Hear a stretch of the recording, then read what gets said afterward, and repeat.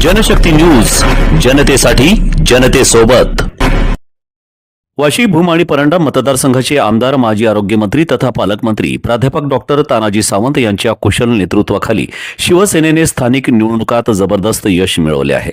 या विजयाने शिवसैनिकांमध्ये उत्साहाची लहर उसळली असून पुढील काळात विकास कामांना वेग येईल अशी अपेक्षा व्यक्त केली जात आहे. परंडा नगर परिषदेच्या नगराध्यक्षपदासाठी जाकीरभाई सौदागर यांची, तर भूम नगर परिषदेत संजय नाना गाडवे यांच्या सौभाग्यवती संयोगिताताई गाडवे यांची निवड झाली आहे.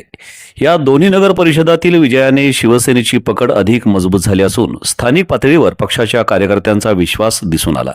वाशी येथे शिवसैनिकांनी भव्य जल्लोष साजरा केला. ढोल ताशांच्या गजरात आणि जोरदार घोषणाद्वारे आनंद व्यक्त केला. या कार्यक्रमात गटनेते नागजी बापू नाईकवाडी, नगरसेवक तथा भूम परंडा वाशी संघटक शिवहार स्वामी महाराज, शहराध्यक्ष सतीश आबा शेरकर, युवा शहराध्यक्ष प्रकाश शेटे, युवराज येडे, हर्षल उंद्रे, तांदळवाडी गावचे सरपंच दत्तात्रय चौधरी, संग्राम नाना बनसोडे, अनिकेत शिंदे, बाप्पा देशमुख घोडके तसेच अनेक शिवसैनिक उपस्थित होते. या विजयाबद्दल बोलताना शिवसेना कार्यकर्त्यांनी डॉक्टर सावंत यांच्या मार्गदर्शनाचे श्रेय दिले.